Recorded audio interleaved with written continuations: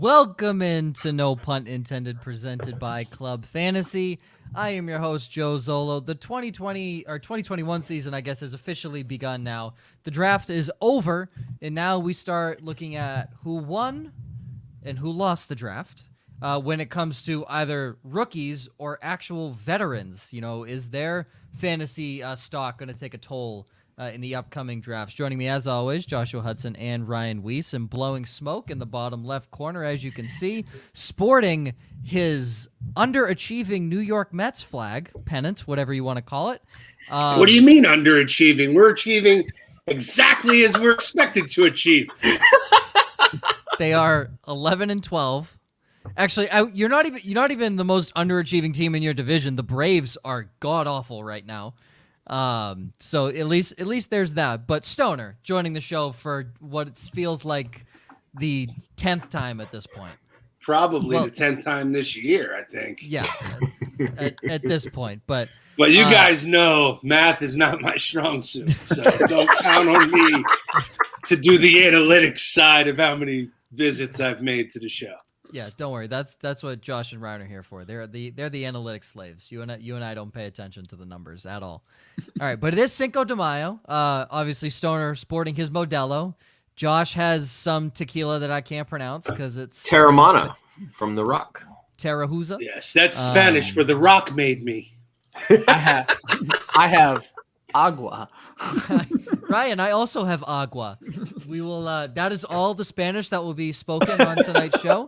The only member of our crew that is actually Hispanic doesn't even speak the language, despite his mother being a Spanish teacher. So that's the extent of our Spanish on the show. Wait a minute. Your mom is a Spanish teacher? Teacher. I am half Cuban. My mother is a Spanish teacher and never taught me Spanish. Well, how does that work? As a Cuban, you should probably know Russian more than you should know Spanish. Right? But I don't want to get into a history. Oh, the Cold War jokes begin. You just got to talk really passive aggressively in a monotone voice, and you're basically speaking Russian at that point. All right. There you go. Really quick news: right tackle Jawan James suffered an Achilles tear while working out this offseason outside of the Broncos practice facility. He's done for the season. He's not. Yep. There's no way he plays on a torn Achilles. But that could also lead him to not getting his $10 million salary in 2021. Obviously, sad news. It's just. Should we make fun of their draft now then? Yeah, for passing on Rashawn Slater. Yeah, you did bring up his $10 million salary. I did see something interesting that he is likely to not be a Bronco next year, and the Broncos will have paid him $17 million to play 3 total games for them. That's fucking insane, dude. Wow. So something tells me Jawan James not hurting right now. No. Well, I mean, physically, well, let me be clear. Yes. Physically, he is in financially, he's doing all right. Yeah. He's doing all right. But I got a question though. I got to wonder for a dude like that. I mean, I'm a prideful guy, so yeah, I would feel some sort of I feel good financially. I can support my family and all that shit. But deep down, that's got to sting a little bit for him to not have really. I don't want to say he didn't earn that money because he did. He worked to get there. But to not be able to be on the field and to be playing and to be earning those game checks. That's got to sting a little bit for a dude that busted his ass so hard to get here. Not to mention, and it's now going to be the 3rd year that he's missed because he was out with injury. I think he only played 60-some snaps in 2019. Yeah. He opted out in 2020, and now he's going to be out all of 2021. I was going to say, and it's on a team that could use you and could probably be pretty damn good if they had you. So yeah, I imagine it doesn't feel great. I mean, it's the same team that's had offensive line injury problems with Garrett Bowles, who they pay a lot of money to. So he did have a fantastic year last year, though, didn't he? Oh my God, Bowles! If I remember correctly. Yes, when Bowles is healthy, he's one of the best offensive linemen in the league at his specific position. I'm not putting him across all the entire offensive line, but at his specific position, he's one of the best, and he's grown into that. He did not start as that; he has grown into that. But he's injured. He's been injured in throughout his career. But to your point, that should have been a little bit more of a driver towards their draft pick. I mean, don't get it twisted. I love the dude that they chose is phenomenal. but he just doesn't seem like a necessity at this point. It just it seems big. It seems extra, but you throw Slater in there, like you're going to use that guy. Yeah, you're going to use him somewhere on that line. And now you're like, fuck, dude. To add to your point on Garrett Bowles, according to Pro Football Focus, he was the third highest graded tackle last year. Overall, not just in specifically. We got to take that shit with a grain of salt because they got Mike McGlinchey ranked really high, and that dude's pass blocking is fucking subpar at best. But his run blocking was amazing, so it got him a really good score. It made him look really good. Yeah, his pass blocking was abysmal. But yeah, he was the 21st ranked tackle. So he's going to be moving inside to guard this year if my sources are correct. I was to say, thank God they're just going to roll out left and have Trent Williams and Alex Mack just run with the new tool Trey Lance. I think that's going to be their entire offense. Run left and then play action left side. That's the entire offense that the San Francisco 49ers are going to be running. But obviously, let's start with the most important position. And they'll do a little throwback to Kittle on the right. Yes, there you go. Exactly. To a wide open George Kittle. Yes, exactly. All right, so let's talk about the quarterbacks. I don't want to talk about Trevor Lawrence. I don't care. Can we talk about Trevor Lawrence for like a second? Sure. Go for it. I spent first off, he had his grandma there in her nightgown, right? That was problematic for me. Grandma's kicking it in the living room with everyone. The end of the couch. Everyone's wearing shorts, pants, looking all nice. Grandma's in her nightgown. But Trevor Lawrence's neck is very odd to me. It looks like it just, there's no, you know what I mean? Like people's necks get skinnier as it go in, and his just comes from ears straight down. But nobody talks about him having a heck. He's like a head with no neck. Because he has long hair, I think. So the long hair kind of blocks it. But that dude's got a thick neck. I don't know if that's good or bad for him. I just thought I wanted to call attention to Trevor Lawrence. I'm going to start calling him Heck. As long as he's not Mike Glennon, it's okay. No, that dude's all neck. That dude's all neck.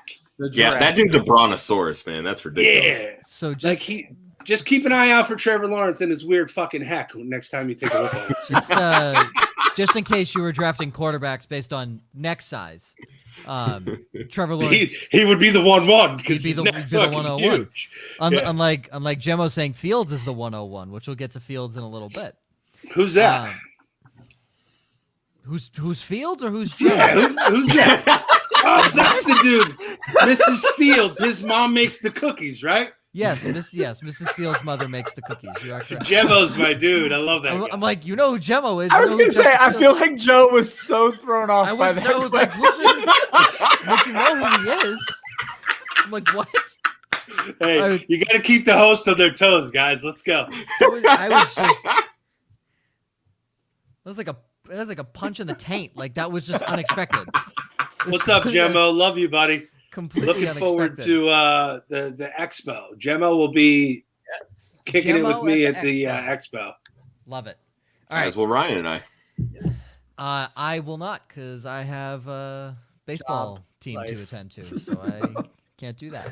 All right. Sorry, Joe. We'll hold it down without you. Yeah, don't worry. Yeah, no, I'm sure you guys will be just fine. Let's start with Trey Lance here. There were just false rumors of just the worst journalism going around. Yeah. That Mac Jones was going to be quarterback. And I saw someone say that these journalists should be held and these reporters should be held accountable for what they did. And now no one's even batting an eye that everyone was like, oh, Mac Jones to the 49ers when it was all absolutely baseless. There was no merit to it whatsoever. It started with Chris Sims. Oh, shocker. The worst let's make sure we go back to where it started. Sims was the first dude who says, I know Shanahan better than anyone. We were fucking college boyfriend and girlfriend together, or whatever. He might have been, theoretically speaking, right if he's basing it on historical precedent. Yeah, maybe Mac Jones was a dude that Kyle wanted. But let's also take a look back and be like, hey, Matt Ryan, he didn't win a Super Bowl with. And I love Jimmy Garoppolo, and he didn't win a Super Bowl with Jimmy. Yeah. Why go with So the same blueprint? why are you drafting the same type of dude when you already have one on the roster also? Yep. Like, let's be honest, you're already paying Jimmy G 20 plus million. Money. Yep. Like, why not get something that's a different dimension? Because honestly, with a guy like Trey Jones or Trey Lance or whether it was Justin Fields, like, fuck McCorkle Jones. They can the playbook would be the same to me, right? I feel like with Mac Jones and Jimmy, you're going from having Harry Potter and the Sorcerer's Stone be your playbook to having a whole fucking series of Harry Potter movies potentially be your playbook with Trey Jones. Now, look, I think Jimmy got a bad rep. I think he's getting bullshit. That press conference, they threw him under the bus. His employment recommendation, whatever, evaluation, whatever you want to call it, was strictly based on his injury history and not what he did when he was on the field. And I like that Kyle came out afterwards and said, hey, I was wrong in saying that. That was not the fucking point I was trying to make. But let's be honest, that's the fucking point Kyle was trying to make. Like, it's Kyle's way or the highway. Everybody knows that, right? But so I question the shit we're hearing today. How much do you believe the reports we heard today that maybe there was some, or maybe it was yesterday, some slight influence by all the, when that shit broke that it was going to be Mac Jones, and then social media went nuts and said, fuck that. And I probably fucking drove the train on that. But how much do you feed into that? How much do you believe that? 0%. If a team is making decisions based on what social media is coming out and saying, you don't need to be running a team, plain and simple. I don't disagree with you. As much as we like to think that we know the game and we know the X's and O's and all of this other stuff, and we're wannabe scouts because we're looking at film and tape and judging and breaking down things, whatever. If we were really, really that good, somebody would be paying us to do that. Straight up. That's just kind of my thought process. Yeah, that's why there's multiple teams a year that draft follow-up shit question. Players in the first round. That's why the Seahawks have been so good at drafting. That's why the Ravens are so good every time. Granted, not wide receiver wise, but every other position, the Ravens have been really good historically at drafting. Yeah, Stoner. The Patriots. Stoner. No, I got a follow-up question. Okay. Are we to believe then? Are we to believe that the trade up right from the gate was for Trey Lance? No. I heard, and I wish I could remember where I saw this tweet or read the article, that Kyle wanted Jones, the organization wanted Lance. I read that too. I heard that. And I heard that in the beginning it was McCorkle Jones, and then through the process of the pro days and whatnot, that's what kind of Trey Lance kind of won him over. I can't for the right.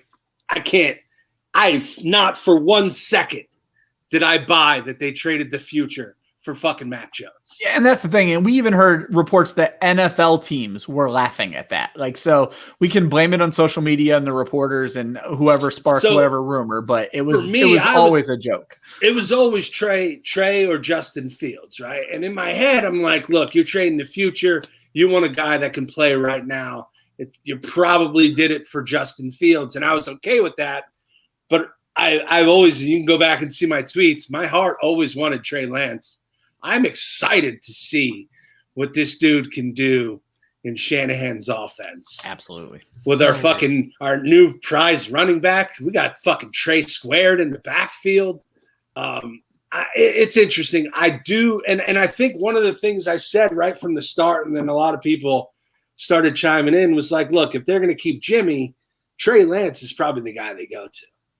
So that's what I was going to ask you, Stoner. Do you think Jimmy plays this entire year? Do you think it's his team unless things fall apart? At this point, it's got to be his team, right? I mean, I still think it's his job to lose. Okay. I find it hard to believe. You give up all that draft capital to not play him. And that's literally what I was just going to say. I don't know how much you trade to not play a guy, but I mean, Jimmy took us within 8 minutes of a Super Bowl. Well, I was going to say, no. Jimmy didn't take you within 8 minutes of the Super Bowl. Raheem Mostert and that defense took you within. The defense also lost it, and Jimmy gets the fucking shit for it, though.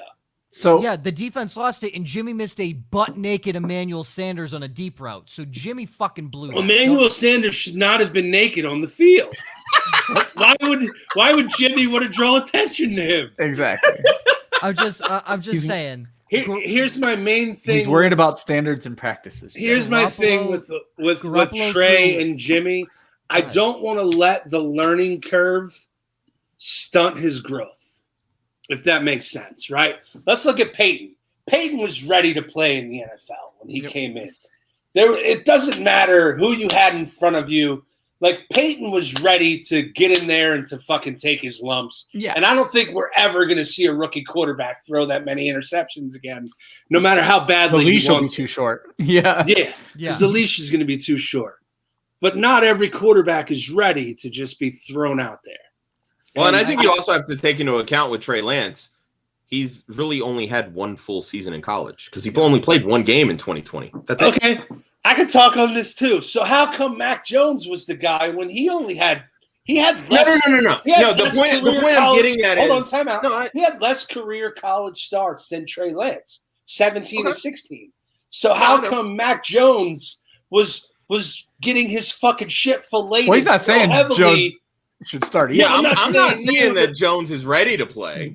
But the point I'm getting at with Lance is I think people would be more willing to say, yeah, he's ready to go if he had played a full 2020. But Mac Jones is going to be drafted. But Mac Jones is being drafted in the notion that he's ready to play right now. So how is his 16 start Mac Jones just because he won a title with Alabama? Mac Jones, to me, might be more ready to play than Tua. But that doesn't mean that he's ready to play. Yeah, that's fair. Especially with weapons that New England lacks right now, he's in for a very bumpy ride. It just irks me because then I see other people like tweeting about Kadarius Toney, who's only had a handful of fucking routes that he ran at college, right? Let's give him a chance. These are the same people that were shitting all over Antonio Gibson last year because he only had a handful of touches. I'm not willing to give him a chance. So what are we doing here? Like, let's fucking keep it consistent. Honestly, I think Trey is probably going to start 10 or 11 games this year. That would be my guess. I think Jimmy starts the first third of the season, and for some bullshit Alex Smith-like reason, concussion maybe, something like that, Trey is going to get in there, and he's going to have a monster game, and it's going to be impossible to take him off the field. And I get it. But so essentially the story of Tyrod Taylor's life. Well, no, I didn't say Jimmy's going to get stabbed in the ribs. But I mean, that's a little bit different. Bro, they did that shit on purpose. I still swear they did that shit on purpose. I still swear they fucking jacked Tyrod up on purpose. I think Justin Herbert took some of that signing bonus and put a hit out on him. He said, look, I need on this field. It worked too. And more power to him. Exactly. It worked too. But I'm excited for the future in San Francisco. I mean, let's be honest. You got Lance and Sermon in the backfield, right? New guys. Not to mention Raheem, Jeff. All those guys are not pictures of health, right? So drafting Sermon, I think, was a great pick. You got a nice offensive line. You got Kittle, Debo, Ayuk that you have control of for a long time. You got great players on defense. I mean, the team is set to compete. So absolutely, I'm excited for the next 3 to 5 years for sure. So, and this kind of leads into a good question from Sean here, and he's been asking us this question. He has. Feel like for the longest time here, but he's torn at the 102 in this weekend's rookie draft. It's a super flex, and he needs a quarterback. So obviously Lawrence is going 1, and if Lawrence doesn't go 1, Sean, you take Lawrence. Trevor Lawrence. But it's between Trey Lance, Zach Wilson, Justin Fields. You don't want Mac Jones in that conversation, Sean? First thing I would do is offer the 1-2 and a hand job for the 1-1. If you really need to, do an over the pants mouth job. If you really need to, Sean. Whatever it takes. At that point. But step 2 would be. But I don't think the sleeper app has added that option yet. No, I don't think so. See how bad the 103 wants the 102 and let them make the decision for you. Because I don't know that there's a wrong decision between Lance and Fields. Oh, wow. I was Lance or Wilson. Oh, no. I'm sorry. Listen, unless Chicago does some major upgrades to that offensive line. They did. His name's Justin Fields. Oh, I think he's the line. The line. Even better. They drafted Tevin Jenkins. They can throw him in at left tackle. So, I mean, that helps. Okay, great. I'm just saying. I mean, it's not like they just ignored it altogether. They did add a piece there. No, they need some huge upgrades on that offensive line. They can't pass block. They can't run block. That offensive line was one of the worst in the NFL last year, and we talked about it heading into in our mock. But they had a top 7 running back and another top 10 receiver season fantasy wise. So sure, how's it's not that fucking horrible, right? Like it can't be that bad. Their offensive line is that bad. Yeah, David Montgomery. They're not great. David Montgomery, the second half of the season, made that offensive line look all pros. David Montgomery did that. And if you watch the tape, you see David Montgomery's getting hit in the backfield. He averaged 8.6 yards after contact behind the line of scrimmage. Can we assume that they're going to get better, like just year of experience? Well, here's what I'll throw out. A couple extra Madden points. No, Trubisky. Come on, Joey. No. Trubisky plus Foles equaled the QB 16 last year. Fields can certainly outperform that. Sure. My worry with Fields, and we talked about it, he has a 0.8 second release time behind a shitty offensive line. Yep. Now, can Allen Robinson get open in 1.5 seconds?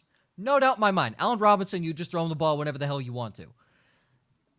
That's not going to be the game plan, though. Or now, he Justin runs. Fields is going to get you stuff on the ground, sure. Yeah, Fields is going to eat up some fucking yards on the ground for sure. Yeah, my worry he's going to have to. Yeah, my worry is he's not going all right, Detroit's defense sucks. But Minnesota has really good linebackers, and Danielle Hunter, the best pass rusher defensive end in the NFL, is returning this year. And then Bosa, what?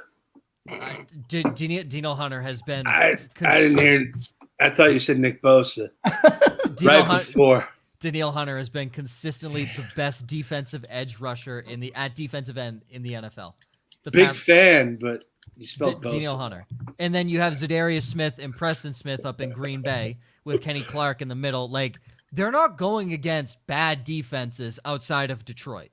They're going against guys who are going to don't sleep on what Detroit did in the draft. I really did appreciate and respected. I do just want to throw out all the fucking knee biters that Dan Campbell drafted. Hell yeah, dude. They had a good draft. The Jets gave them up 3 years till they're in the playoffs. Detroit. The Jets gave up 7 more sacks than the Bears last year. Oh yeah, I'm not saying the Jets offensive line by any means. But you're saying Fields over Wilson over Fields because of how bad the Bears offensive line is. Wilson because of his release time. Okay. Fields because your pick is Lance, and it's not even close. Are we going to sit here and say Zach Wilson is not an athlete? Is that what yes, I'm literally. Zach Wilson shied away from gentlemen throwing up the "I love you" sign on the stage. He's a bitch, and he's going to get eaten alive in the NFL. Dude just throwing up a thumbs up, and he thought he. Yo, that tweet lives rent free in my head. By the way. Yeah. Oh my god, I showed my wife it 5 different times. I'm like, look at this. Rent free in my head because the guy was he was looking for the National Guard. He straight up was like, "Oh and man." Zach Wilson.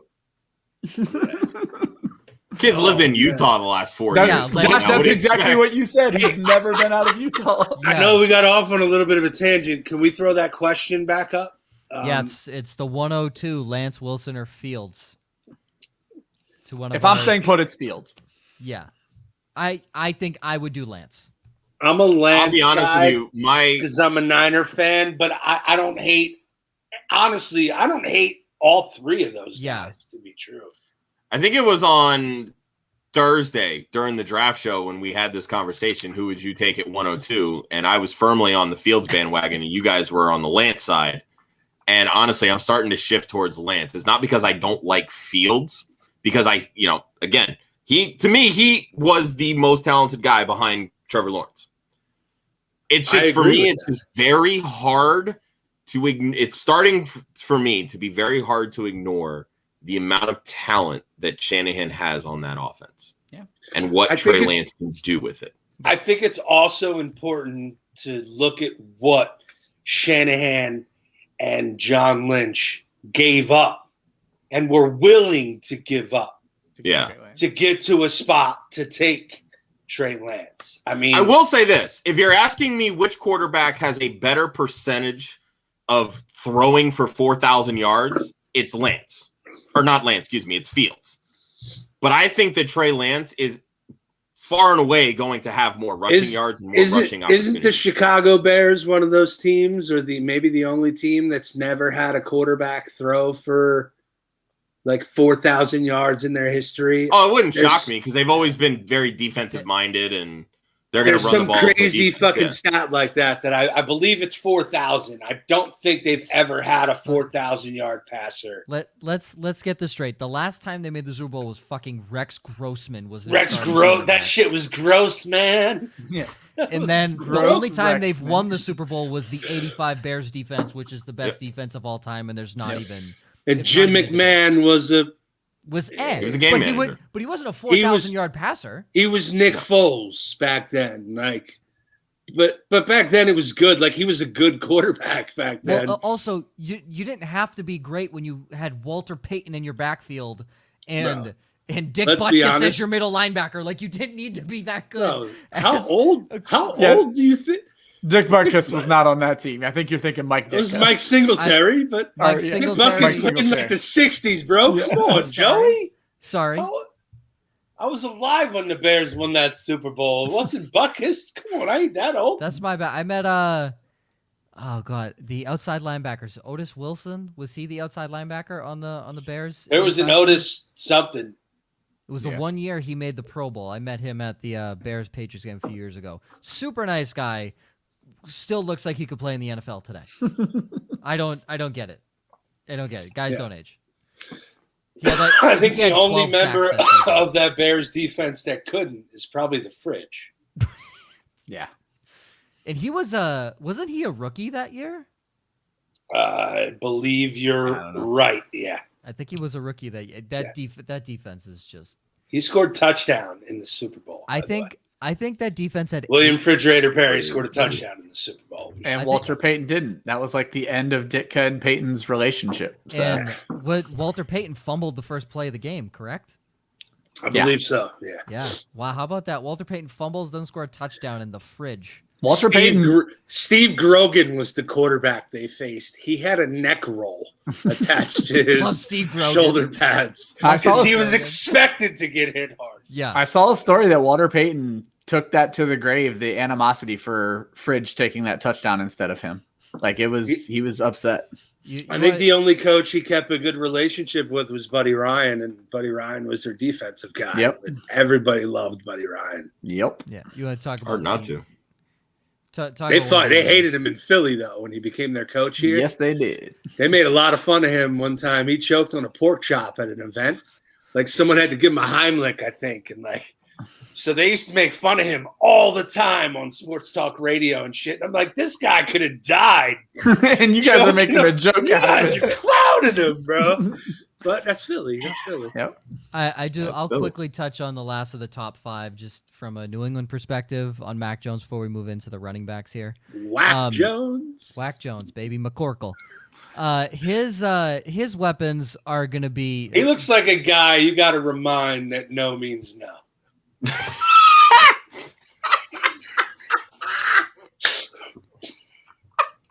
Like, honestly. He went to the University of Alabama. I've been holding on to that one for a minute. Oh, Stoner. only on our show. You can only find that here at Club Fantasy FFL, where Stoner drops shit like that. Mac Jones' weapons aren't abundant. He's not going to have a deep threat. His deep threat is Nelson Aguilar. What? You didn't let me finish. His deep threat is Nelson Aguilar. that's not really a deep threat. It's, I personally, I like Kendrick Bourne. Is The it issue even is a Kendrick threat, Bourne. honestly? Who? Nelson Aguilar. He's a threat to drop the football. He's a Yeah. threat to drop the There you football. go. And if he has a slow DB on him, he'll beat the DB in coverage. Like that's not a question. Aguilar has wheels. It's just, is he going to catch the football? I like Kendrick Bourne. The issue is Kendrick Bourne's not a 1. I think Kendrick Bourne. He's not even a 2, bro. He's a 3. I think Kendrick Bourne can progress into a decent number 2, but the issue is he needs a strong 1, and he doesn't have that. Yeah. But So Jacoby's the number 2. Jacoby's technically the 1, but he's the slot receiver. He would be my 2, though. Like in my head. Yeah. Oh yeah. He's the number 2. on my team. Correct. Wonder if they're still holding out hope that N'Keal Harry takes a major leap forward this year. I mean, they literally been talking about N'Keal Harry moving to tight end for the past 3 years, so that's not happening. Gunnar Olszewski, if you have room on your dynasty roster, please just stash him. You never know. Just stash him. Don't stash him. But Don't you're stash him. okay. He's the Unless you get backup points- slot. He's the backup slot wide receiver on a bad football team. Unless you get points for special teams. Like, don't. Yeah. Well, yeah, there's no if there's point. return points involved. Yeah, sure. Don't listen to the people who watch all 16 Patriots games and have seen what Gunnar Olszewski does and how much the coaching staff likes him. Like Julian Edelman in 2010, but who the fuck? What do I know? What do I fucking know? Because Just for the record, Joe was 4 years old in 2010. He didn't know who Julian Edelman was. What do I know? What do I know? What You know do pink I headphones? I do. That's what you I know. do. It's Jonnu Smith. Jonnu Smith is the one. Hunter? That's What who about throws Hunter it. Henry? Hunter Henry plays a shittier version of Rob Gronkowski, so he's predominantly a red zone threat, which sounds ironic because he hasn't scored touchdowns. But to me, Hunter Henry's a red zone threat. So your 20 to 20 guy you think is Smith and Henry is inside the 20. Here's your breakdown. Jonnu Smith is Aaron Hernandez and Hunter Henry is Rob Gronkowski. Go back to 2011. That's the offense. That's going to be the offense. So Except how long neither one of them are until as good as John those who guys. commits a double No. homicide? Jonnu Smith isn't going to Don't you wish that on John? Yeah. Is that 2022 when that happens? Jonnu Smith is not going to commit a double Because- homicide. And Ryan, you said it. Come on, I think BetMGM is going to put lines on that right now. I'll potentially. throw money down. But Ryan, Hunter Henry's not even in the same stratosphere Yeah. as Rob Gronkowski. And then- That's the role he's going to play. And then there's no Tom Brady. So- No, there's no Tom Brady. But Jonnu Smith. Oh, but I've been told Mac Jones is the next Tom Brady. Come on You now. can shut What up. about Smack Jared? that. What about Jared Stidham though? Jared I mean- Stidham? Jared Stidham can't hit the broadside of a barn if he was 2 feet away from it. Again, I got a buddy who's one of my best friends is a huge Auburn fan. So like I knew when they started him, when they were playing, like he's like, dude, he's the worst. He's literally the worst. And I feel bad for him because he was a talented kid coming into college. And then he had fucking Gus Malzahn or whatever, however the fuck you pronounce his name, who's a horror. It just didn't develop the kid at all. It was just a hot mess. And then, you go to Belichick, who's probably the complete opposite of what you've been dealing with your whole life. So the kid, he was fucked from the door. yeah, you go to Belichick and McDaniels. I mean, and so I hope they incorporate James White in the passing game more this year. It blows my top off that they haven't incorporated him literally at all. Super cheap to keep him too. Oh my god, dirt cheap. Yeah, Absolutely dirt cheap. Belichick's like, here you go. It's fucking Yeah. had it in this fucking wallet. And Who do you think? What do you think? When you talk to me as a Niner fan about who's starting what games, how do you think their starting quarterback situation breaks out this year? if Mac Jones doesn't start week 1, I riot. So that's my idea of the quarterback situation. I would think- He's about as I would anti-Cam pay to as see a one-man Joey riot. Yeah, literally.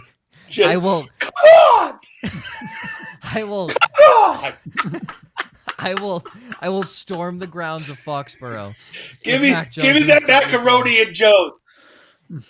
So And Josh has said it. If Cam starts, it's an entirely different offense when Mac Jones comes in.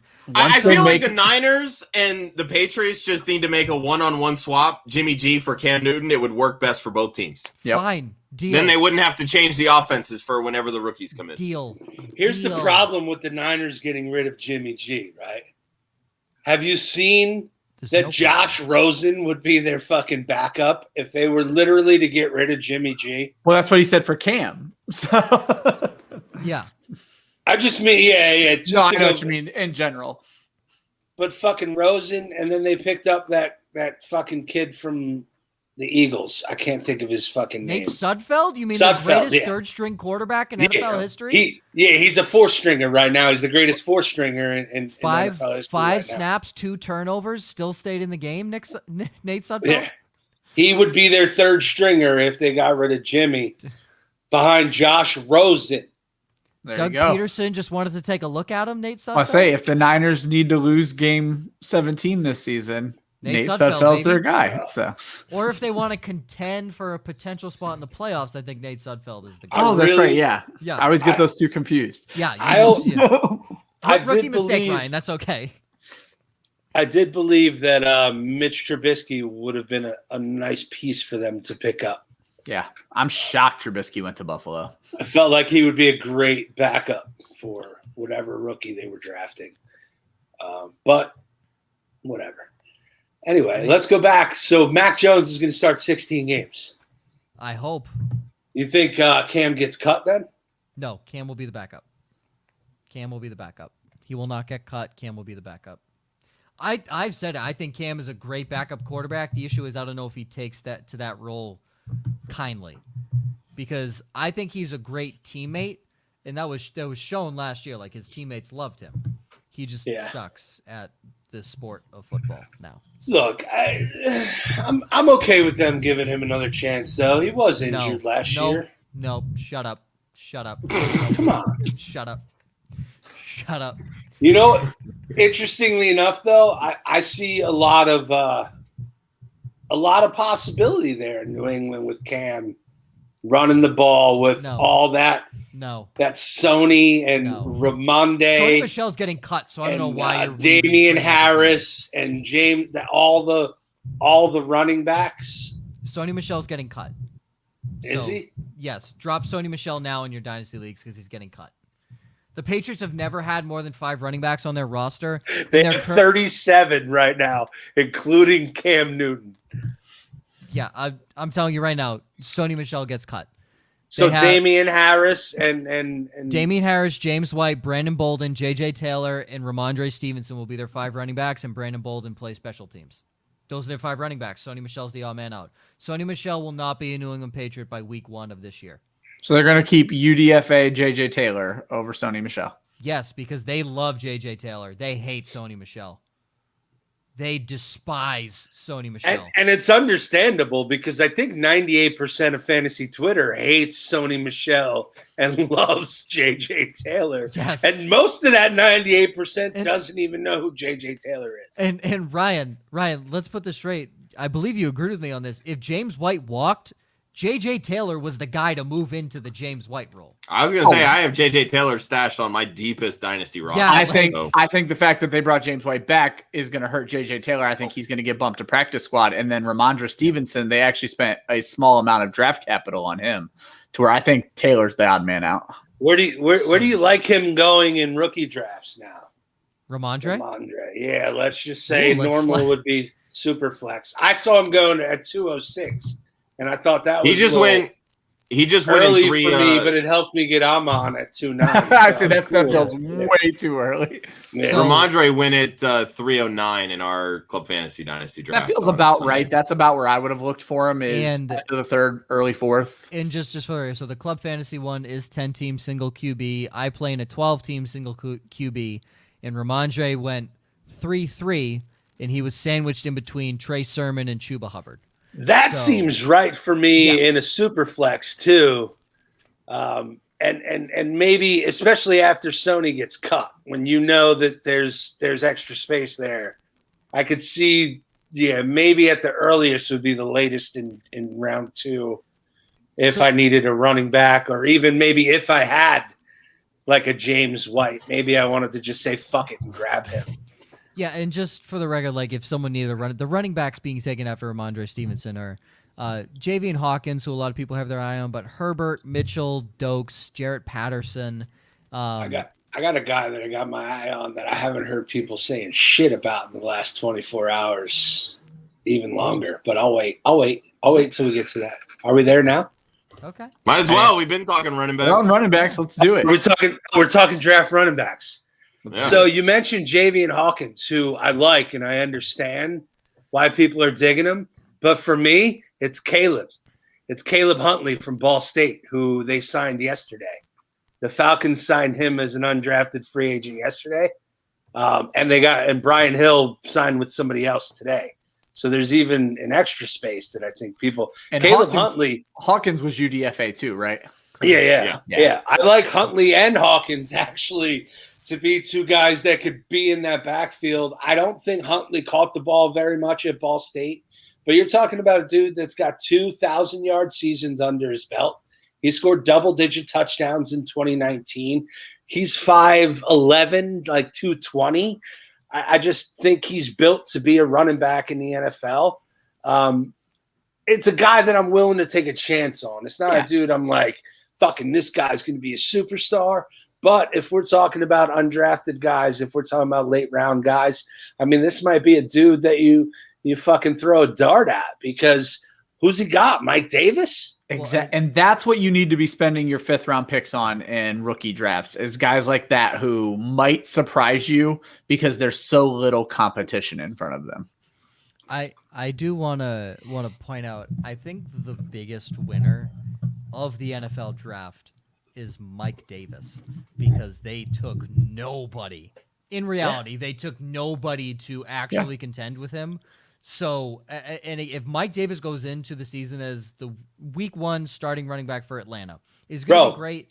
No. You're right. He's going to be solid, but he's not going to be great. But Stoner, you could probably get Mike Davis in the 6th or 7th round of redraft leagues. Even later.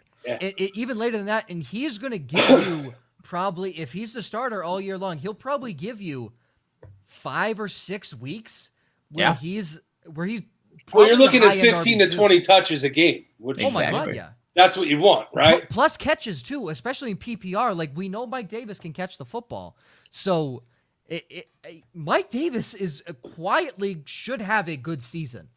That offensive line sucks, but then again, he ran behind Carolina's offense. But that's why I'm willing to throw a fucking dart at Caleb Huntley, because if Mike Davis goes down in the preseason, if something happens like in fucking or with James Robinson last year in Jacksonville, all of a sudden you got a UDFA that Caleb Huntley's your 1st and 2nd down back, and Javian Hawkins is now your 3rd down back.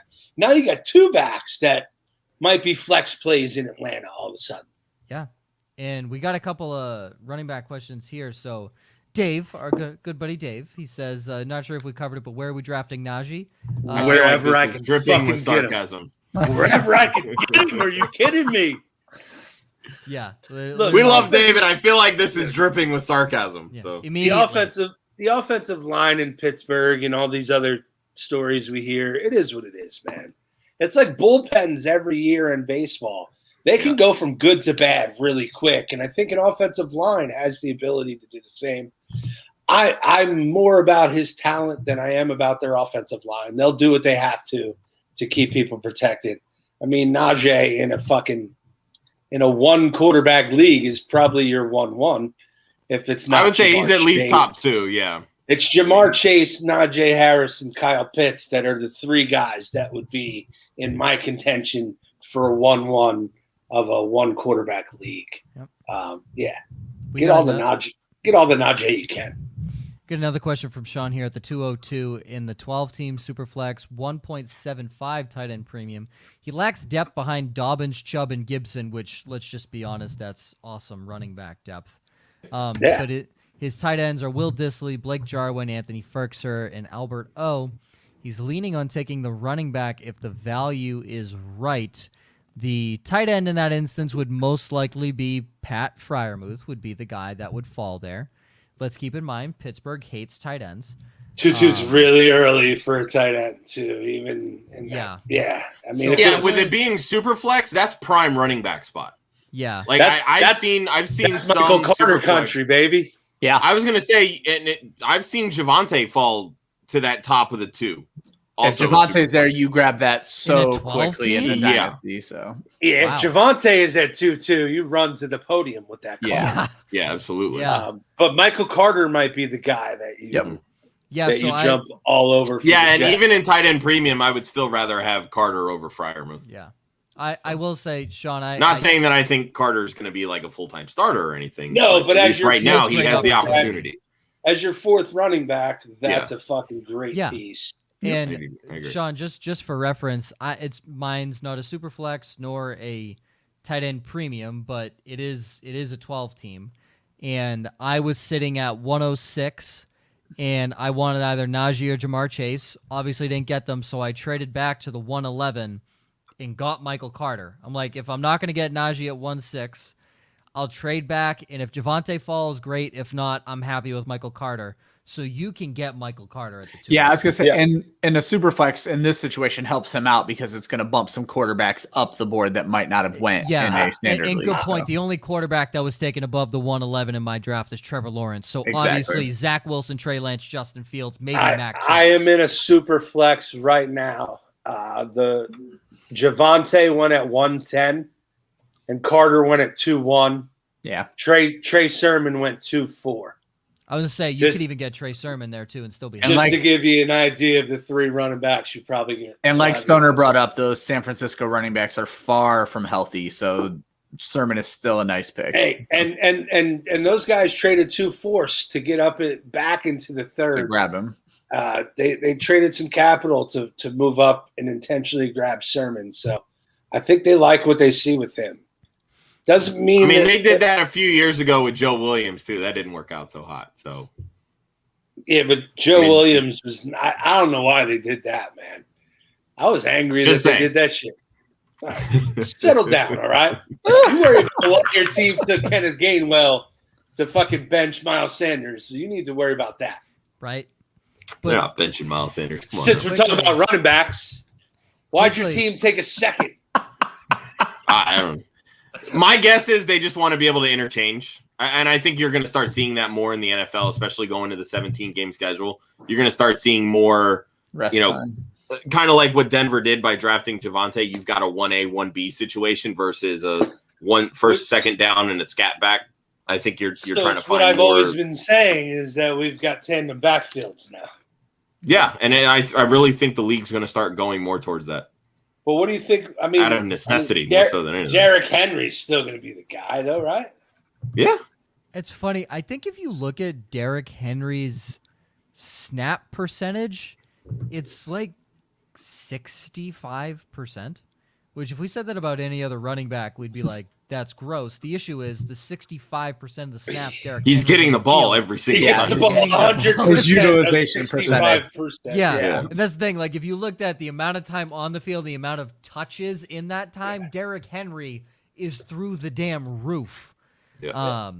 And I think what we've been talking about for a year, and clock management was part of that with us too, or me anyway, was it's valuable touches that are going to start Yes. mattering. It's not, 80 fucking McCaffrey was on the field for what, 2 years ago? Like 98% of the snaps. 99%. Yeah, it's snaps. unreal. Yeah. And granted, he probably touched the ball like fucking 90% of the time. Yeah. But I mean, it's going to be a matter of how valuable are these touches. I mean, those touches inside the 40s, inside the 30s are going to matter less down the road. It's going to mean, who's getting the touches inside the 20, who's getting the red zone carries, who's on the field that matters in third down in the fourth quarter. I think your few backfields that are going to be your traditional, probably predominant backfields are Tennessee with Henry, Dalvin Cook in Minnesota. I still won't even say New Orleans because Alvin Kamara gets rotated in a lot. And then probably New York with Saquon. I think with the addition of Chuba, I'm not saying Chuba Hubbard takes over 30% of McCaffrey's snaps. but I don't think you're going to see McCaffrey on the field for 95% of the offensive snaps like we've seen. Yeah, but again, it boils down to even if he's only on the field for 75% of the snaps, if he's seeing the ball 90% of those snaps. Let me get this straight. Then it's not going to matter. I'm still taking McCaffrey 101. Oh, no, in a absolutely. PPR league. Absolutely. I'm not. McCaffrey's still the best running back in the league. I stand by that statement. One thing I do want to throw out: no running back in the NFL played more than 71% of the snaps last season. And I think that would have been different if McCaffrey was fully healthy. He probably would have been the only one. Yeah, he definitely would have been the caveat. And also, if Saquon was fully healthy too, I think Saquon probably would be in that same conversation. Well, and now you've seen a season where both of them missed a majority of the season. So now maybe their teams are thinking, hey, maybe we need to dial this back a little bit. Yeah, sure. Take some pressure off of them. Sure, when they're in the game, we'll ride them till the wheels fall off. Yeah, light them up. But, adding that insurance with Hubbard, I think helps, and whatever the hell New York is doing behind Saquon. But it's nice. It's nice to talk about wanting to give you guys a break, right? It's nice to say that this is what I want to do. But at the end of the day, like, you don't know how the game is going to play out. You don't know what the situation's going to be. Like, I'm trying to win this game. Sorry that I promised I'd give you a fucking break and shit, but like, no, you're back to 98% capacity, my dude. Yep. All right, let's move on to the receivers here. And there's a few guys I want to discuss. I'll let you guys go first. I'm gonna take a slight bathroom break. You go. Jamar Chase, Jalen Waddle, Devonta Smith. They all hook up and reunite with their college quarterbacks. Yeah, crazy stuff. I mean, obviously, Jamar Chase is the best of the bunch, and let's not even try and debate that. It's Jamar Chase and the field. Yep. Devonta Smith and Jalen Waddle are set up great. I think Devonta Smith more so than Jalen Waddle, just because there's less competition for Devonta Smith than there is. Yeah, I'm really curious to see how they deploy Waddle. Yeah, because he's got such game-breaking speed, but the way that you see him run these routes, he could be 100-target guy. I really believe that. I don't know if it's going to be in year one. And that's the thing, because Will Fuller only signed a 1-year deal, correct? Exactly. Waddle is still a great value in Dynasty. In redraft, I'm probably not touching him this year just because it's not worth the risk. Yeah. Wait until week 5 when somebody cuts him. So I was gonna say, I mean, like if you're sitting there, and it's probably not gonna happen, but if Waddle's gonna fall to you in a redraft, sitting at like, I don't know, the 12th round, I'd have to be in double-digit rounds to consider it. Yeah, that's the thing. But the big guy I want to not a bad dude to learn from, by the way. Will Fuller. Exactly. Yeah. Yep. No, year two, Waddle is Doge. He's going to the moon. Year 1. The guy I could probably go on a rant about these little wide receivers, but I'll do that later. I want to talk about Elijah Moore, because I mean, for a long there's time, your little dude, Stunner. it might happen sooner. For a long time on the draft board, if you were watching Mel Kiper, you'd see who the best guy available. For about 20 picks, the best guy available was Elijah Moore. And obviously, your team's going to draft that guy. Probably they talked about him an awful lot, too. It wasn't like they just mentioned Elijah Moore. And they talked about him ad nauseum. And let's get this straight. He's played alongside DK Metcalf and A.J. Brown, who we've seen be absolute studs in the NFL right now. So Elijah Moore obviously already having that pedigree. They could also fit him in their pocket whenever they chose. Yes. Elijah Moore is not as big as those gentlemen. No. He plays hopscotch on DK Metcalf's abs. Elijah Moore is the funny part of that A.J. Brown DK Metcalf picture from a few years ago. Yes. He's the one who makes that picture. He's the guy taking the picture. Are you kidding me?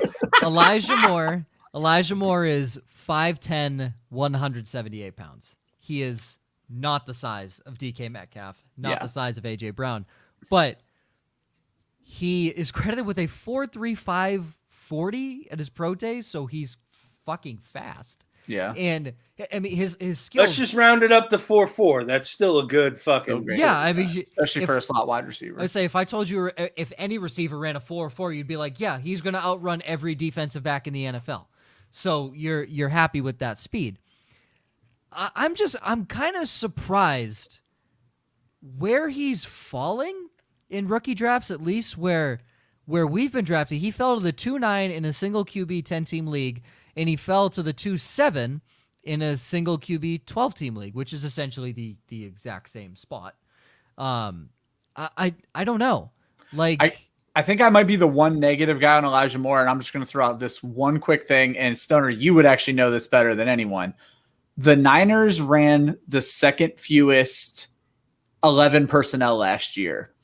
They don't use a slot wide receiver. And if that offense is coming to the Jets, I'm concerned about how much he sees the field.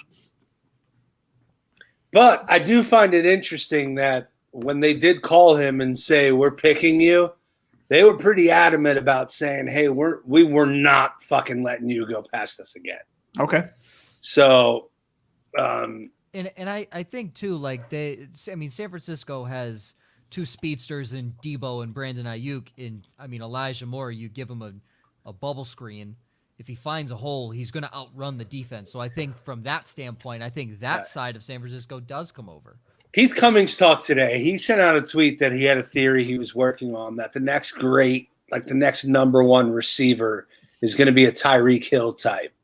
Oh, I saw that. A big purse guy, 8 to 10 targets, not your Devontae Adams big guy. I'm not on board with that quite yet. Here's what I see. I see throughout the history of the NFL, you've had a handful of tiny wide receivers that have done very well. Steve Smith being one of them. I'm just going to use him as an example. He was fucking phenomenal. And let's look at Tyreek. Tyreek Hill came in the league as a big play guy, right? He was a fucking rocket.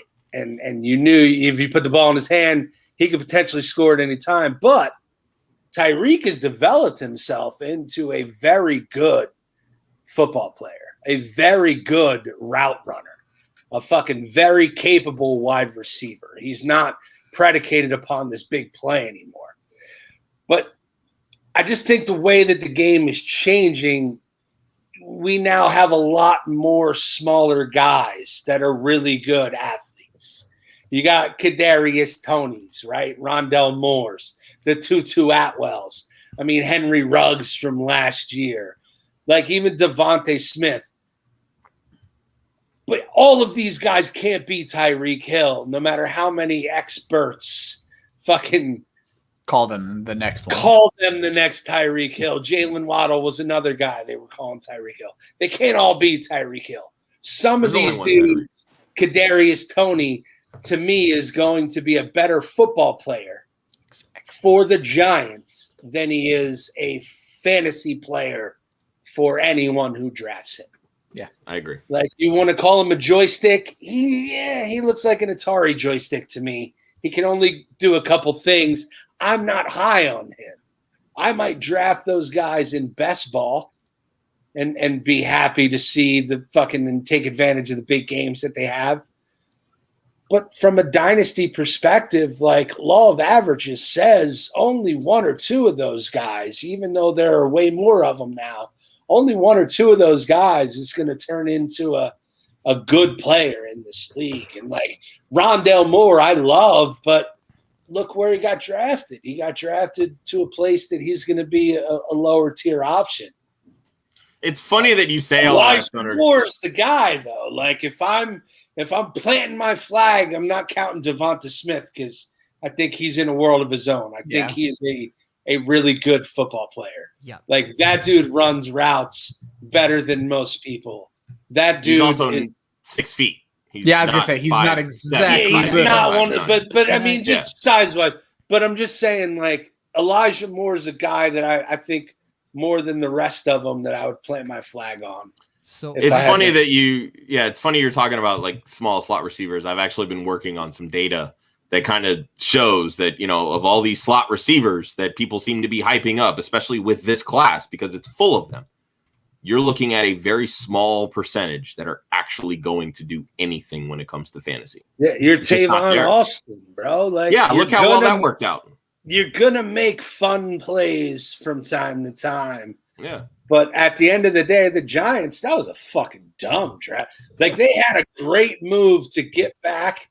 And if they had taken Rashad Bateman right there, forget about it. Across from Kenny Golladay. Forget about it. With Shepard in the slot, and you With want to Saquon in the backfield, forget about it. And if you run a 4-receiver set, Darius Slayton in there too, like Evan Ingram at tight end, that would have been because they probably could have got Tony in the second if they really wanted him. Yeah, I don't know. The way that everybody was talking was that NFL teams were valuing Tony right around where the Giants. I like Amari Rodgers more than I like Tony. That's fair. Just quickly, I want to go back to the Steve Smith thing because I find this interesting, and we're talking all time here. I looked at Steve Smith's stats, and I was shocked to find out he had 14,731 career receiving yards. I didn't think he had that many. Yeah, he was a Steve stud. Smith was a goddamn baller. Oh, dude. he was a baller. Yeah. I had him my first year ever playing fantasy football. I had him, and Steve Smith, along with Lamont Jordan and Frank Gore, carried my team. Frank Gore, the 49er stoner. The best Frank Gore. And Carson Palmer, the Bengal. Oh, Jesus. But I Was looked at that Lamont Jordan the Jet? Lamont Jordan, the Raider. Yeah. Lamont Jordan. God. Yeah. I was looking it up because I found this interesting because Steve Smith ranks 8th all time in most receiving yards. So he has more receiving yards than Marvin Harrison, Andre Johnson, Chris Carter, and all these greats. Steve Smith is better than that. That blew my mind. Yeah. But what blows my mind even more, he was 5'9", 195 pounds. So same height as Elijah Moore, and just a little bit bigger. About 15 pounds bigger than Elijah Moore. And Elijah Moore. Here's the big question. Coming out of college, are they going to play Elijah Moore outside? No, because if his college career suggests, they're not going to do that. Yeah, no, sure. And the interesting thing I just want to bring up here is the only other receiver inside the top 20 of leaders of most receiving yards all time, the only other one under 6 feet is Steve Largent, and he was 5'11". Yeah. So I wanted to bring, because for the younger crowd that doesn't understand Steve Smith, like he was that dude was a fucking G, bro. Look. If someone asked you back then, if you could pick one player in the NFL to be in a fucking barroom fight with you, Steve Smith. Steve Smith was a top 3 pick by NFL 5'9". dudes. Yeah, and you're talking about, like, we had guys like Ray Lewis to choose from. Like, we had Bart Scott. Like, we had fucking gangster dudes that would fucking cut you. And most of us would pick Steve Smith. Yeah. Let's just real quickly, at the age of 35, Steve Smith had 134 targets, 79 catches, over 1,000 yards, and 6 touchdowns. That was with Joe Flacco as his quarterback. Flacco in Baltimore. He bullied defensive backs. Yep. They still have nightmares about it. At 35, nonetheless. Yep. He could go. I bet you he could go out there right now and catch 70 touch. Chad Ochocinco and Terrell Owens could go out there and smoke a lot of the NFL defensive backs. Yeah. So it's just. I saw that fucking crazy. Somebody. I don't know if it was Dion or if it was Ocho tweeted today. They like to square up with each other every time they see each other. Yep. I would love to be a fly on a fucking satin jacket when those motherfuckers squared up with each other, man. That would be the best. So one guy that I find really interesting is Rondelle. So back to real quick before you go there. So the short guys, we got to temper our expectations. Yes. Yeah. Because realistically speaking, only one of those dudes is going to be awesome. Oh, yeah. Let's, Joe, continue your sentence because I feel like some expectations need to be tempered about your next guy. Well, I wanted to say this is interesting. You want to talk about tiny guy outside of Tutu Atwell. Rondelle Morris is Mr. Tiny himself, 5'7". Yes, he has springboards in his feet. 44.5-inch vert. Like, that's unbelievable. But what I find interesting is everyone was talking about his ADOT being like 2 yards. Yeah. Everyone was talking about that. He's going to run out of the slot. He's learning from Larry Fitzgerald. Now, Larry Technically, Fitzgerald's still not under contract. Yeah, it's starting to look more and more like Fitz is going to retire. Okay, Hey. all right, so that's fair. So not Didn't learning from Tutu Larry get drafted Fitzgerald by the Rams though? He did. Oh yeah, Tutu Les by the Snead Rams. is trying to double down on his love for on his Tavon Austin. pick. So stupid. But the thing that I like at least about Rondelle Moore being in that offense is what the slot receiver does in that offense. What Larry Fitzgerald has been doing when he runs out of the slot is 2-yard button hooks and 2-yard out routes. So like obviously that's where Rondelle Moore lives, and he's going to have to obviously expand his route tree and run deeper down the field. But in that offense, I mean, no one's paying attention to him because triple coverage is on DeAndre Hopkins. I tweeted out right before that pick that Cliff would probably love him a Rondelle, and he fucking made the pick. And I think you make a valid point, especially considering how Cliff has only been a few years released from college. Yeah. And I think he, you know what I mean? Like, I feel like it's a different game in college. You can utilize those smaller guys a little differently. Yeah. A little more. So yeah, I do like look, I love Rondelle, but again, he's way down on the depth chart. Maybe with the Cardinals, and that's what I was going to say. Maybe with the Cardinals, for me, it's Andy Isabella, PTSD. Like, I just can't buy it for fantasy purposes. I'm not saying Rondelle Moore is not going to be a integral part of that offense and help them along this season. What about Hakeem Butler? Does anyone have Hakeem Butler PTSD? No. Oh yeah. I think I drafted Hakeem Butler actually. I think everybody's. I just remember when the Eagles were going to use him as a tight end last year when they were having all their tight end issues, and then he played one snap. So the depth chart that Rondelle Moore is going to have to navigate here is D-Hop, Christian Kirk, AJ Green, Andy Isabella, and Keyshawn Johnson, who has also seen time, like decent time. Well, they run 5 wide and 4 wide more than anyone in the league. Yeah, I was going to say they had the second most 4 wide receiver sets in 2020, the most in 2019. I'm not worried about Rondelle Moore actually seeing the field. I'm worried about him competing for targets with all of these names, because I know a lot of people are like, oh, AJ Green will just shrug him and off. this is where I think Cliff being in college a couple of years ago fucking works to his advantage. I think he's going to have to manufacture touches for him, and he's going to, and he'll make fucking do of them.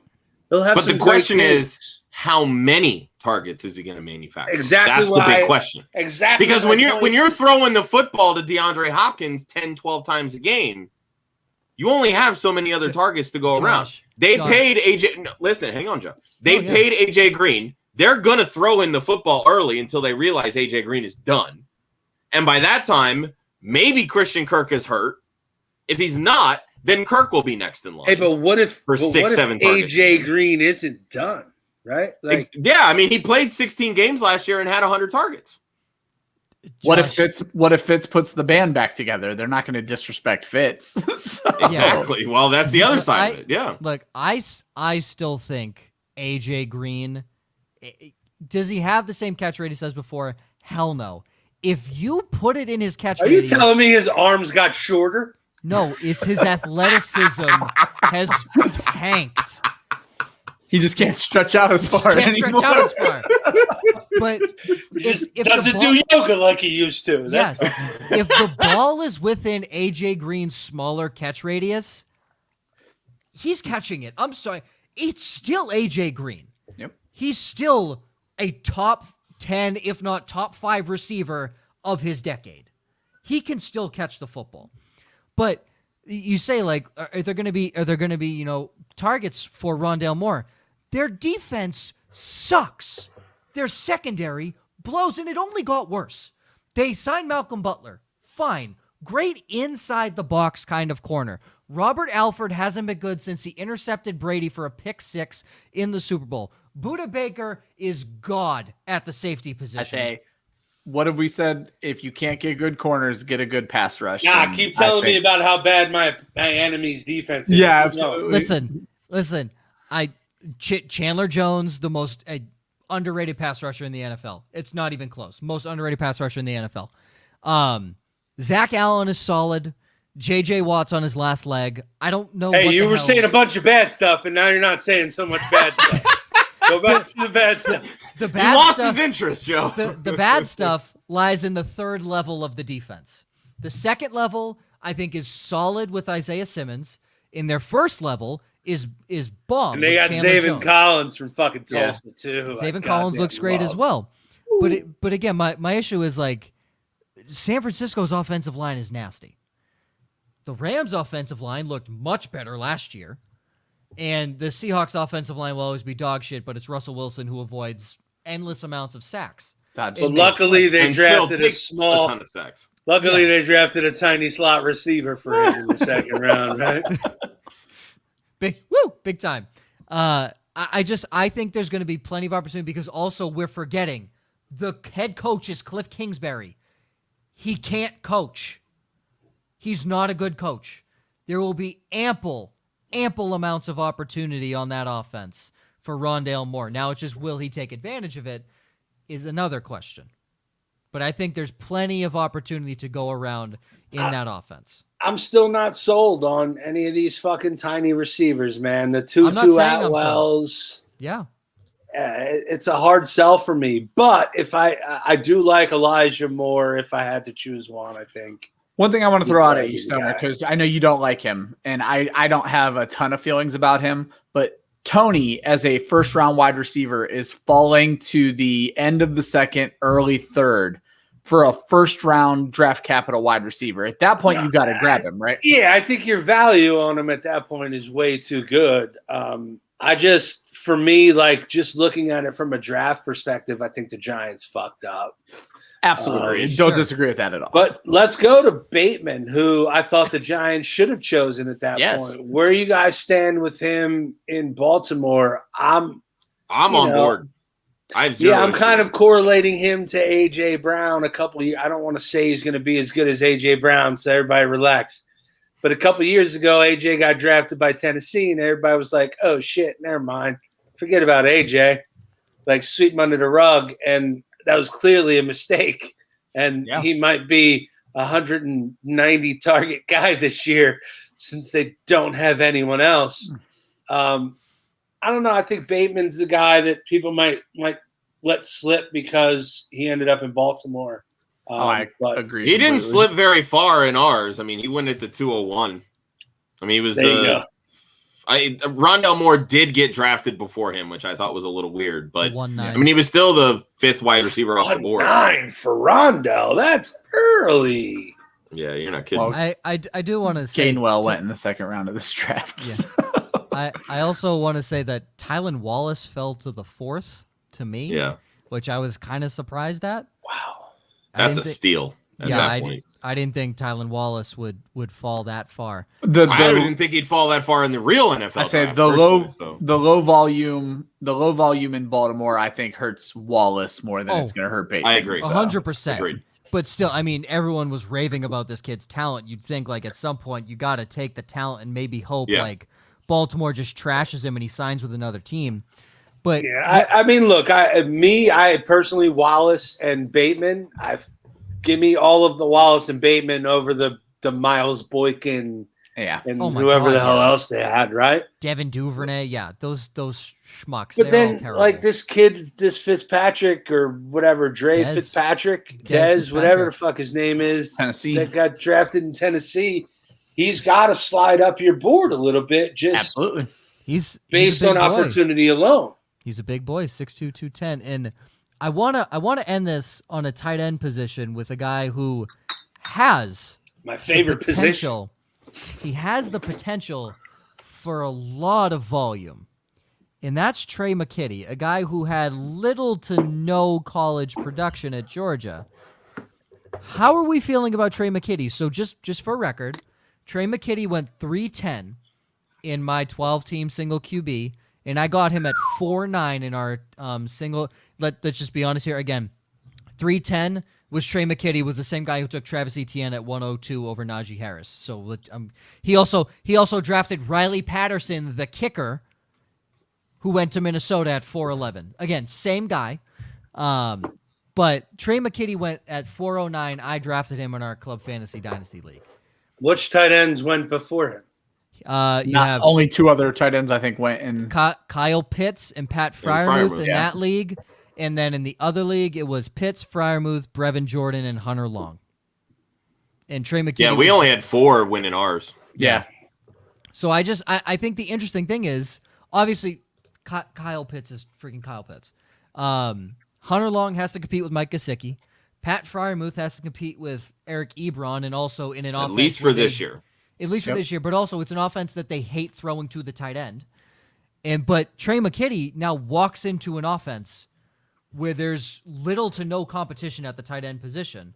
Obviously, he's competing with Keenan Allen, Mike Williams, Austin Eckler. They paid Jared Cook, and Jared Cook still has something left in the tank. I don't get this. He's walking into anything. Jared Cook is going to be the starter there for all of 2021.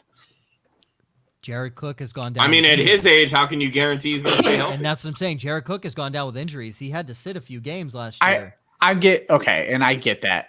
Trey McKinney could tear his ACL off the field tomorrow. Yeah.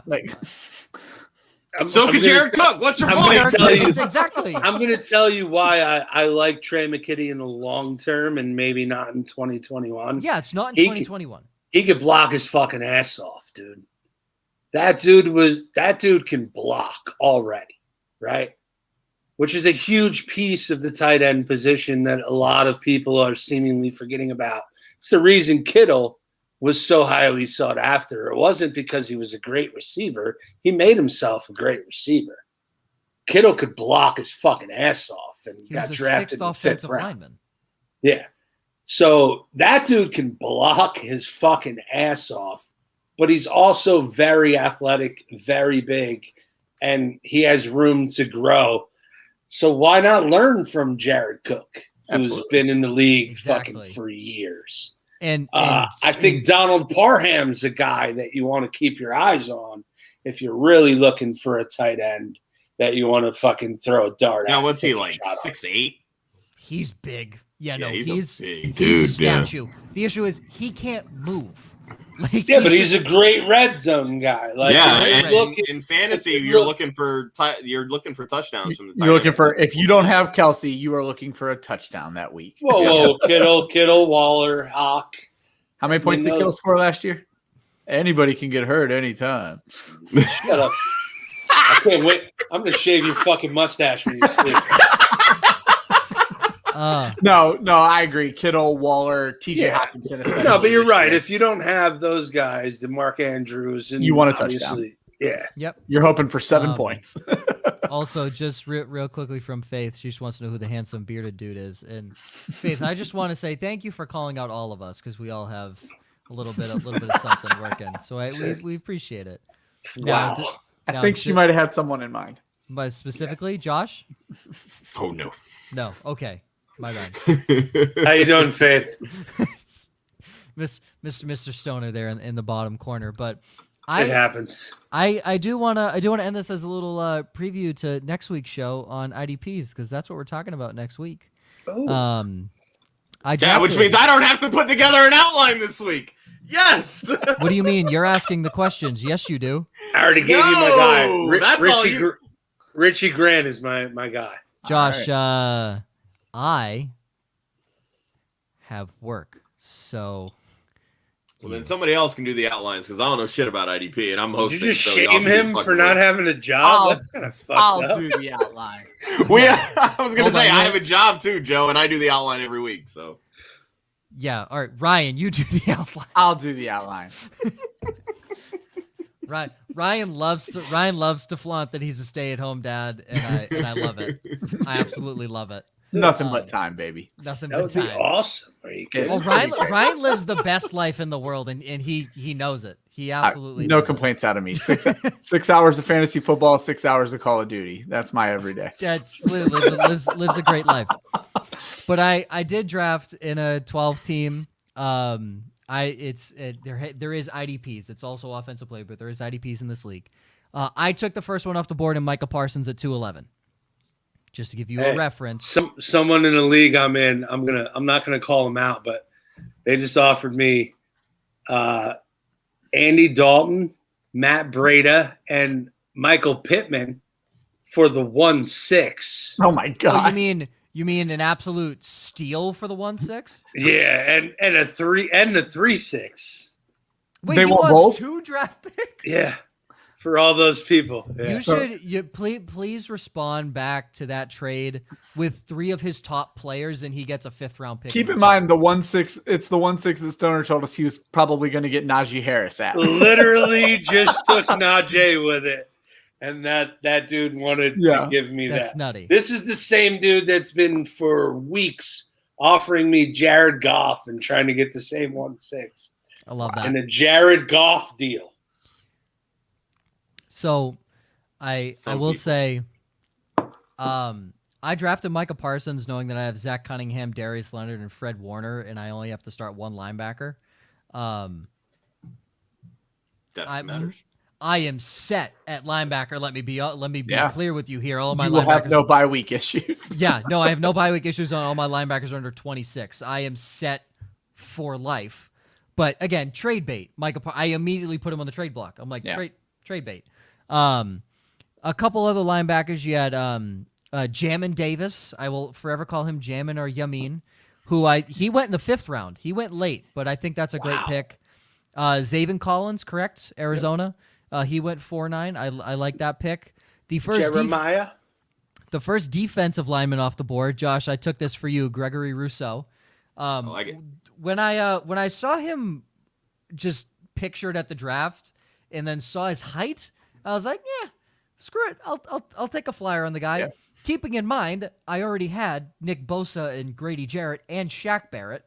So did I need a D lineman? No, but Gregory Rousseau. Rousseau's going to be really good, dude. And also, that kid's going to be a really good football player for Buffalo. Yeah.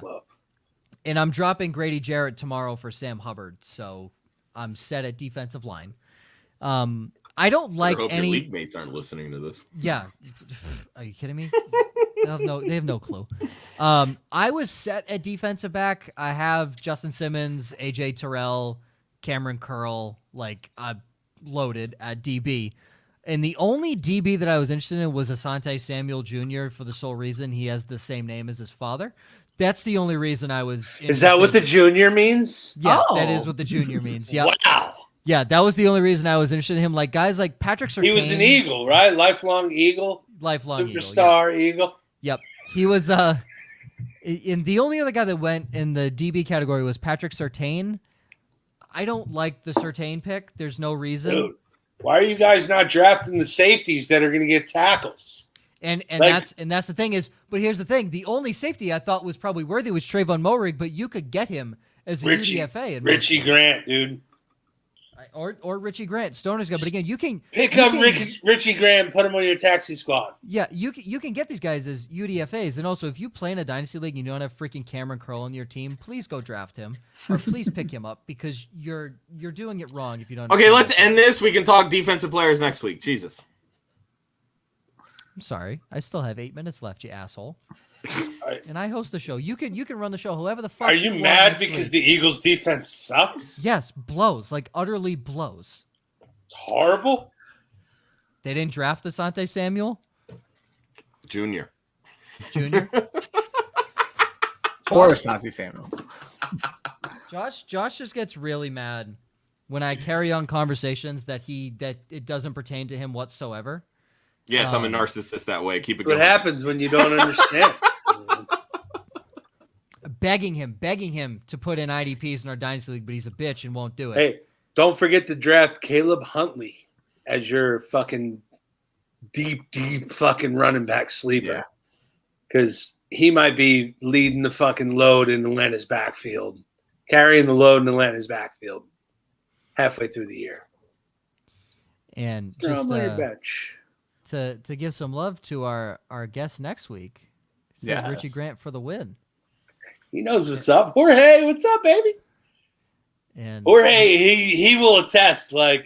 He said to me, he's like, dude, your fucking draft Twitter feed was great. He was laughing his ass off. He said that if you're at the expo, we're gonna have a beer together because your humor is just like mine. So I am going to read the teaser for next week exactly how it's written in the show doc.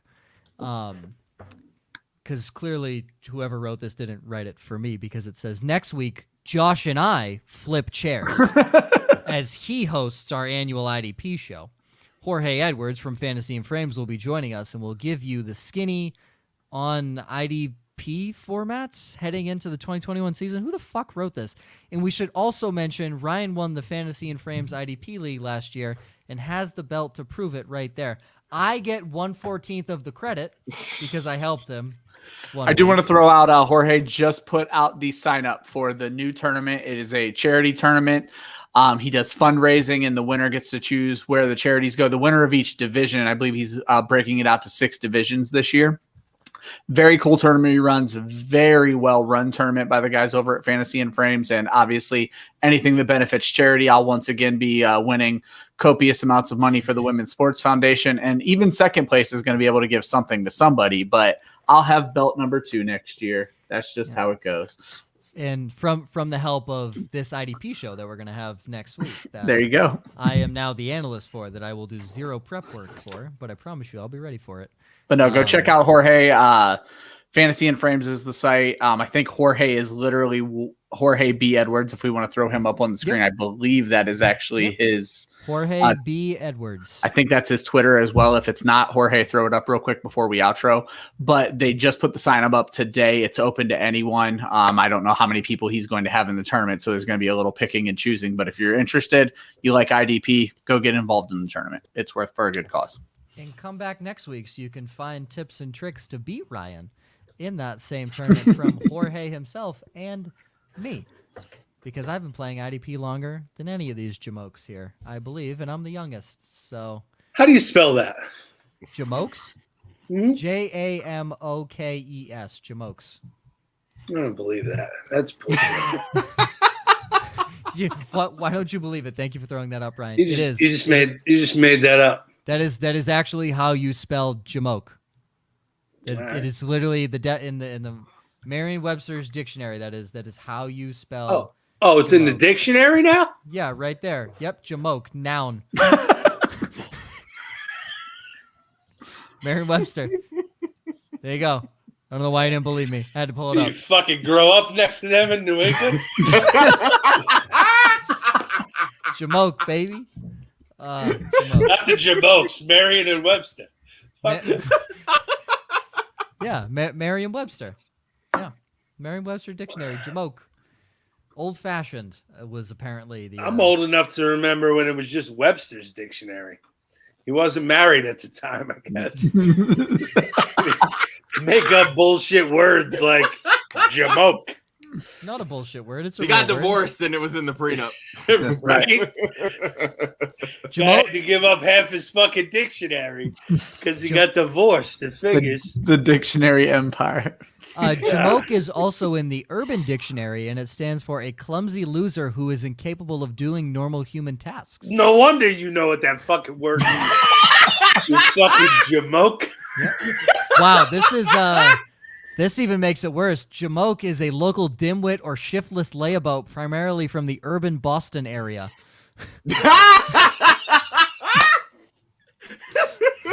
I think that's the outro. Also known as a Goomba. Joey the jamoke.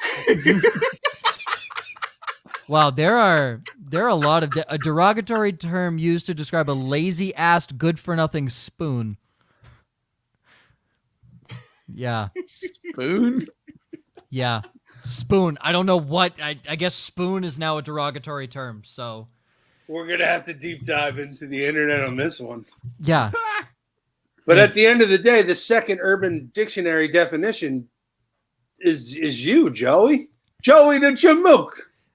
Yeah, Joey the Jamoke. It also has an East Coast. It also derives from the East Coast stoner. So, rep Jersey, baby. Of course, it's the fucking East Coast. Yeah. Nobody on the West Coast making up a dumbass word like that. No.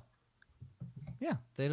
So there you go. Do you learn a little bit of English today, everyone? A little Jamoke. fucking vernacular from the East Coast. The jamokes over there. Exactly. And to officially wrap up, more of the outro. If you missed the last episode of Speakeasy, it was with Linda's doppelganger, Cooter Doodle, You can check that out over on the YouTube page, Club Fantasy FFL. You can just search that in your lovely YouTube search bar. It's also youtube.com/c/Club Fantasy FFL. No, you can just, it's just you can just do Club Fantasy. FFL. Oh, really? We don't have What kind of bullshit is that? Yeah, why you gotta do the /C? It's so stupid. You don't have to though. You can just do youtube.com/Club Fantasy FFL. Club Fantasy. Club Fantasy. There you go. Come find us at Club Fantasy Fluff. Okay. Okay. And next week, join us once more with Jorge for our annual IDP show where Josh pulls his hair out because he has no clue what's happening and refuses to. Because the Eagles don't play defense, so that's he doesn't why he doesn't know add much IDPs. about defensive players. Absolutely makes me mad. But you can follow Josh at the One Hudsonian, Ryan at the Fantasy 5 Stoner, at Fantasy FB Stoner. I mean, if you haven't followed him at this point, you just do that by choice. Yeah, you probably are fucking not following me on purpose. Yeah, so on purpose. fine. And you can follow Club Fantasy at Club Fantasy FFL. The URL is clubfantasyffl.com. Always remember, defense wins championships. Offense wins fantasy football. We will see you next week, same time, same place for our IDP show featuring Jorge Edwards from Fantasy in Frames.